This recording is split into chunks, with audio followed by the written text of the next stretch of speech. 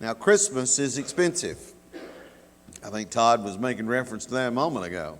It's expensive, but it seems worth it. At least that's the way we seem to act. It seems worth it. Heard two ladies who had gone on Black Friday, right after Thanksgiving, to Kmart.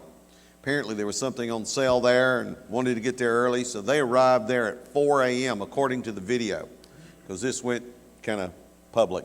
So there was video and there were the store cops involved. So once they got in the store, they both arrived at the place to get whatever the whiz-bang was that they were going to get, and there was only one left. And so a fight ensued. And when I say a fight, I mean a fist fight between two ladies. And it was like, I guess you'd say, like SmackDown wrestling. And so much so that the cops that all came to stop it struggled to stop it.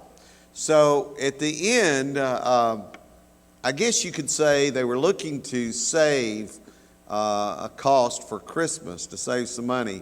And so they did. Apparently, they ended up both getting something, but then you got to minus the fine. And then you got to minus the embarrassment of that going on the news. Was it worth it? I'm thinking that whiz-bang wasn't worth it, whatever it was. Holiday retail sales for 2019 are forecast to be 4.5 to 5% higher. In America, they're expecting $1.1 trillion spent for Christmas. $1.1 trillion. That's according to Deloitte. November the 19th, 2019, based upon the National Retail Federation, that's the NRF, the annual consumer spending survey, say that Americans plan to spend an average of $1,047 and some odd cents this year. Now that's up from last year, $1,007. You say, I don't recall spending that much. Well, let me break it down for you, because you may have. You see, the average amount of money the average American family spends on gifts is $658.55. That's the average for family, friends, people at work, and everybody. $658. Doesn't sound quite as bad now, does it? But the non-gift holiday purchases like food, right? Greeting cards, decorations is another $227.26. But you're not finished spending yet, right? Right. There are other non-gift purchases for the family, and that totals about $162.02. So you've spent more than you probably think you have on Christmas. Some of that's decorations and the like. November the 15th, 2018, the PNC Christmas, this is Pennsylvania, Christmas Price Index predicts the classic song, The 12 Days of Christmas.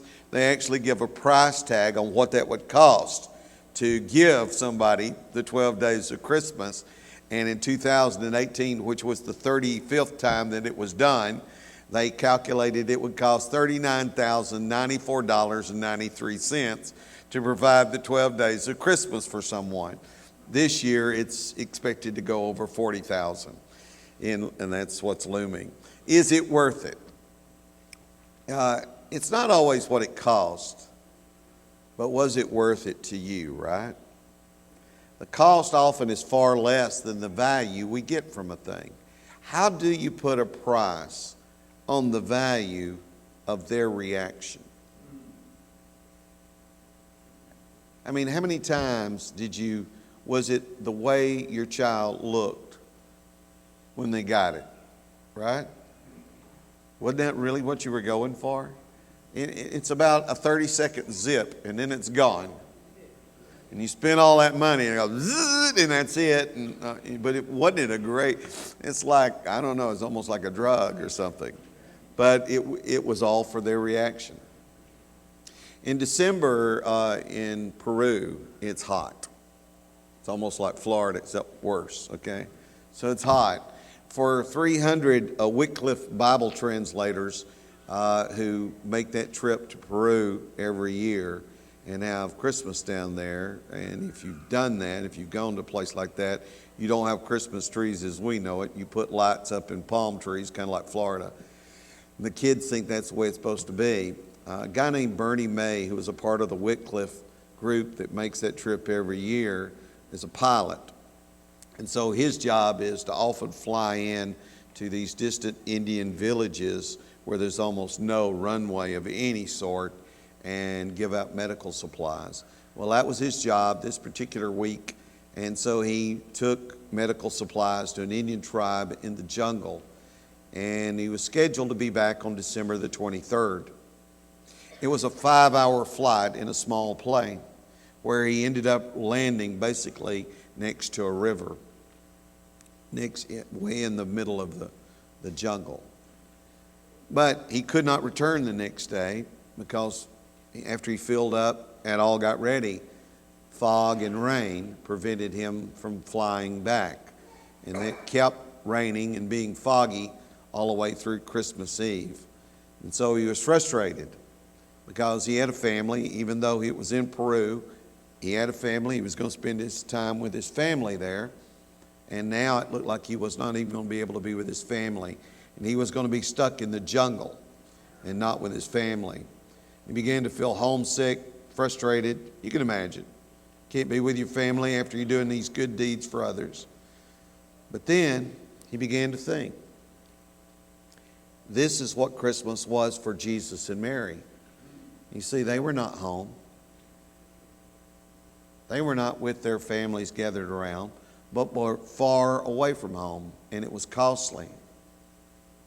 Now the rain finally did end up stopping and the fog lifted and Bernie was home by Christmas night.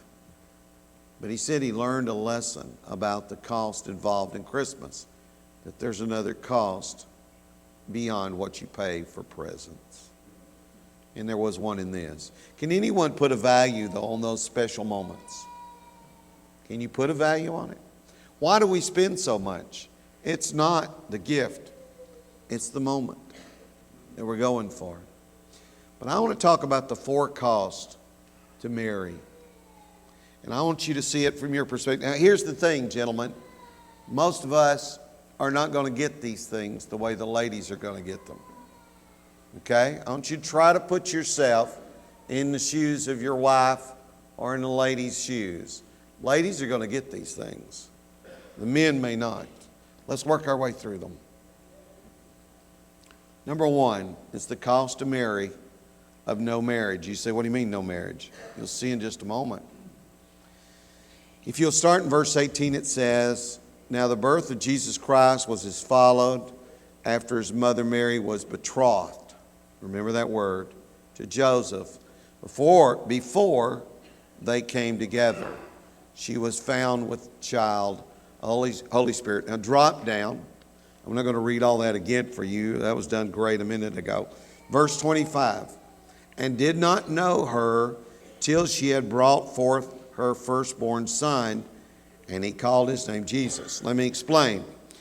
In a Jewish wedding at this time, there were 2 ceremonies. You go through 2. There's a betrothal. That often happened when they were relatively young. And there was often a great space between that time when the actual wedding ceremony happened. The actual final part of this. Now they were counted as married as soon as they were betrothed. In fact, you couldn't get out of a betrothal without a divorce.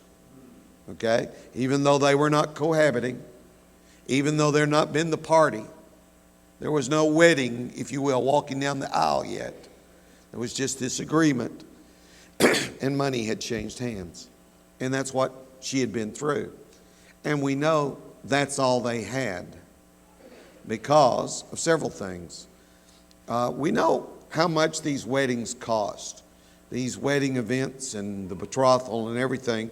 You recall a guy that spent 7 years to pay for his mate? Yeah, 7 years. So it wasn't cheap. That's Genesis 29, verse 18, by the way. Mary appears to have never got it. If you go back now to Luke chapter 2 and look at verse 5, we'll read it again in a moment if you don't want to go there. It still declares her as betrothed. It does not say as having been married. What I mean by that, they were married, but they had never had the wedding feast. If they had one, it must have been so small and so quick that it went unnoticed even in the text, because it still only proclaimed that they were betrothed. The wedding, we know. If anybody wants to get me some water, because I would appreciate it. Jeff, something's happening. So the wedding thing would last as much as a week long. And you remember Jesus went to a wedding? Oh. You look different, Jeff. I think it looks pretty good on you, right? Thank you, Jeff. Oh, that's wonderful stuff. Somebody says, I've seen a windmill drive water. I've never seen a water drive a windmill. All right. So it would last about a week. And you recall that they ran, thank you. They ran out of wine at it. So it was an expensive thing. What do weddings cost today? Are they cheap? You know what an average wedding in America costs? $27,000. That's bottom. Ranges up to an average of $44,000. So fathers, buckle up.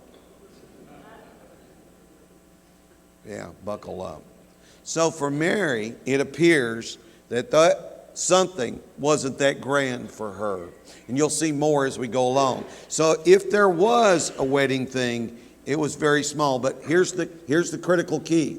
The point of the wedding was at the end of the feast, the wedding was consummated. That didn't happen. So even if they had a ceremony, there was no wedding. Do you understand what I'm saying? That didn't happen. Second little thing I want you to see is there was the cost of no midwife being present. Now, where do I get that? Well, go to Luke chapter 2. And since I'm not hardly able to talk, we're going to skip to a verse. All right, if you read verses 1 beginning, and it came to pass in those days that the decree went out from Caesar Augustus. Drop down to now verse 5. To be registered with Mary, his, notice the term, betrothed wife. You see, I wasn't making that up, was I? Who was with child. Verse 6. So it was that while they were there, the days were completed for her to be delivered. Verse 7. This is critical, ladies.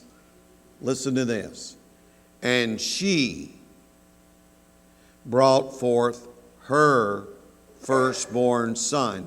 And in the way English reads, she's the one that does the next thing.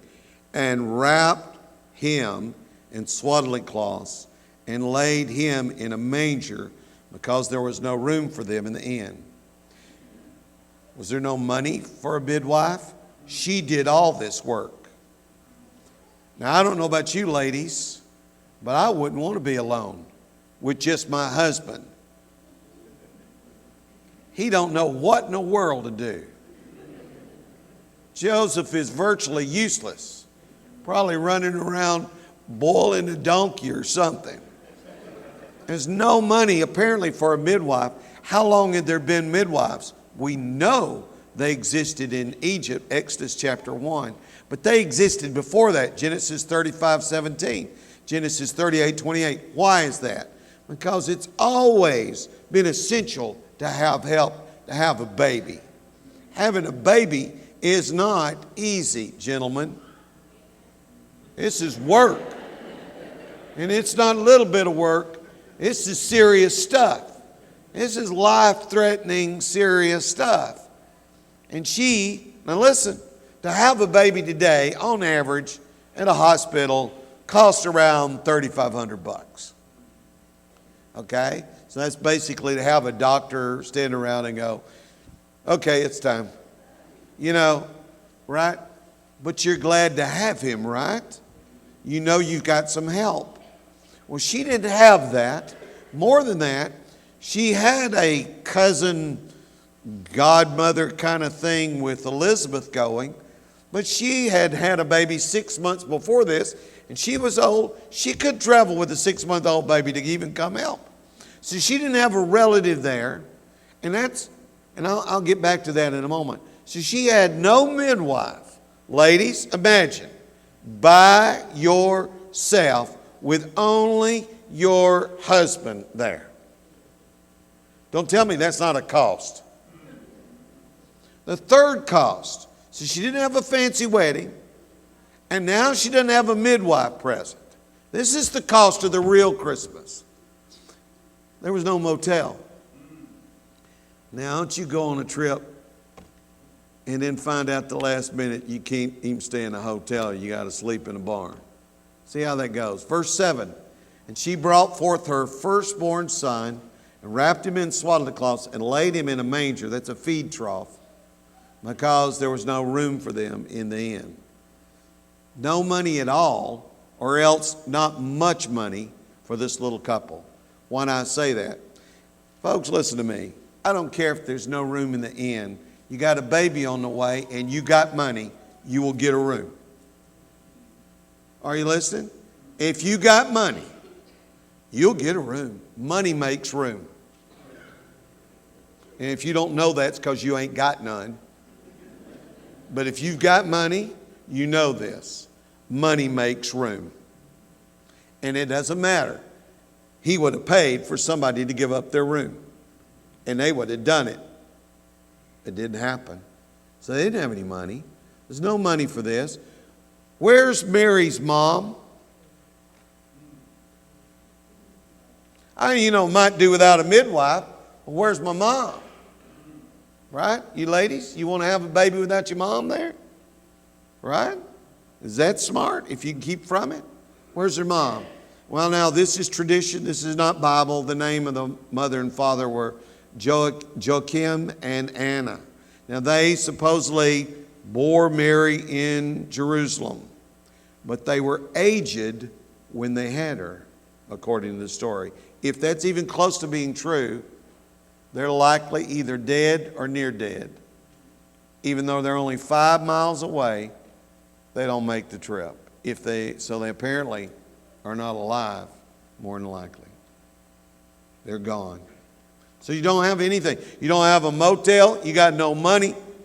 Last point you'll look at here now. This is the cost of the real birth. And that is, you don't even have enough money to buy a little bit of lamb. A little mutton. Look at the text. Luke chapter 2, verses 22 through 24.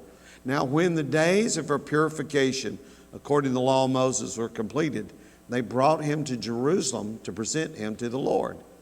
As it is written in the law of the Lord, every male who opens the womb shall be called holy to the Lord. Verse 24 is the key verse. And to offer a sacrifice according to what is said in the law of the Lord, a pair of turtle doves or 2 young pigeons. Now, wait a second. That wasn't the first thing that was commanded. This is the second thing that's commanded. Now remember this. I know a lot of people think that the wise men visited the same night the baby's born. That's not true. Nobody who studied this believes that. Nobody. Even the Catholics who stretch these things out of proportion has that happening in January. All right? And that's too soon. It's probably a year apart, because when they do this, the baby is actually in a house, the text says. Matthew, I'm just saying. So that's not really what happens at all. Here's what I want you to see. This is before they got the gold and the frankincense and the myrrh. This is before that. They got nothing. This is a poor couple who, what could they afford when it came time to offer the sacrifice? Leviticus 12 and verse 8 says, if she's not able to bring a lamb, then she brings a pair of turtle doves. Now you got to remember, whatever they bring, a lot of you don't realize this, whatever they bring, they ate some of it. Sacrifices were not just dropped there. The only thing of that was a total burnt offering. But the rest of them, they got food back. They ate that food. It wasn't totally given. None of it was like that. So the priest got part of it, they got part of it's offered as a sacrifice. That's the way that worked. So now I want you to think about a young couple who can't afford a little lamb. Now a little lamb on our scale, if you had to go buy one, roughly around $100 to $300, depending on which one you got, right? But the ones that would be perfect for sacrifice, the upward scale, closer to $300.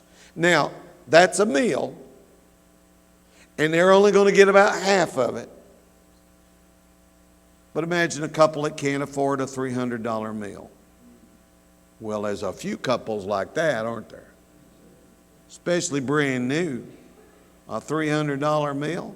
Could you afford it when you were first married? We lived in a rat-infested, roach-infested, squirrel-infested, bird-infested apartment. I don't know about you. And so, no, a lot of young couples ain't got that, but they didn't have it.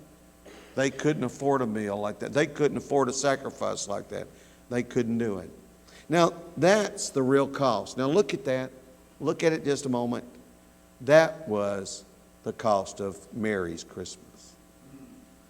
You're talking about presents. Look at that. No fancy wedding. No midwife. No mama. No motel. No mutton. That's your Christmas. So when you complain about Christmas, you remember some of this, okay? Just take a moment and remember some of this. She could have been bitter about it, couldn't she? You ever seen anybody didn't get what they want? A little bitter about it? Oh, Mama, give it! You know, that ever happen? I wanted the blue one. You got the green one or whatever. But she wasn't like that. She wasn't like Naomi. I went out blessed, now I'm bitter. She wasn't Naomi. Luke 2 verse 19 says, Mary kept all these things and pondered them in her heart. And Luke 2:51 says his mother kept all these things in her heart. What did that make her heart want to do? That made her heart walk up to the foot of the cross where blood was dripping off her own son. That made her still there after her son arose from the dead. And she was there when the church began. Don't get bitter about life if it doesn't give you everything you want. Be like Mary. She could have been bitter about it. She didn't go there. The cost of Mary was far less than the value she got from her Christmas. Or at least that's the way she must have looked at it, because she kept it in her heart. You know, the cost often is far less than the value we get from giving the gift. So you're thinking the gift, well, it cost $50 or it cost $100, what you got. But that's not what it is. It's that little moment you're paying for. Because you know in about 30 minutes it's going to be broke anyway. Are there many who live their life, though, like the Grinch, just complaining about everything, bitter about everything not being the way they wanted it? You know about those people? I remember the Grinch. I think he says something here. This is actually Dr. Seuss. And the Grinch, with his Grinch feet ice cold in the snow, stood puzzling and puzzling. How could it be so? It came without ribbons. It came without tags. It came without packages, boxes, or bags. And he puzzled and puzzled till his puzzler was sore. Then the Grinch thought of something he hadn't before. What if Christmas, he thought, doesn't come from a store? What if Christmas perhaps means a little bit more? The cost often is far less than the value we get from giving the gift.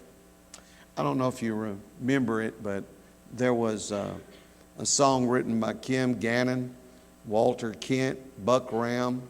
All of those people are dead. You wouldn't know them. Back in 1943, during World War II, our men were over there. Bing Crosby sang it. It was written from the perspective of a soldier overseas during the war and wanting to come home to be with his family for Christmas. This is not about lovers. This is about wanting to just be home with mom and dad. I'll be home for Christmas. You can plan on me. Please have snow and mistletoe and presents on the tree. Christmas Eve will find me where the love light gleams.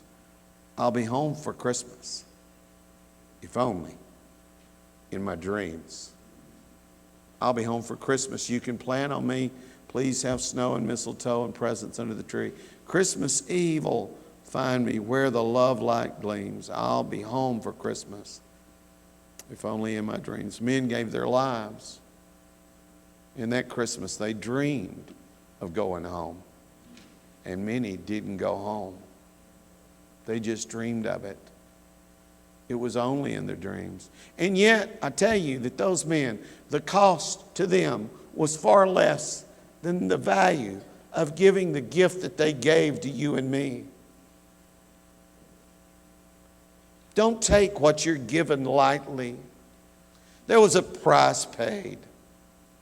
You see, that was true for Jesus. He thought you were worth it. The price was the cross. How horrible was that?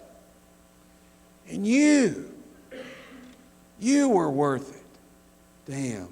You see, the cost of following Him should be seen as far less costly than the gift of giving ourselves to Him. So if you're here today and you think it's too costly to walk down the aisle, don't! We don't want you to. If you think the cost of confessing Christ as your Lord and Savior is too much, don't! Please don't do it. Don't fake it. Don't do it. If it's too costly to repent, don't! If it's too costly to be baptized and get your hair wet, don't do it. Don't do it. It's too costly to go to church regularly. Don't do it. Stay home. Stay home. Quit coming. It's too costly. Oh, it's too much to listen to a sermon. Don't do it anymore. Stay home. Unless you realize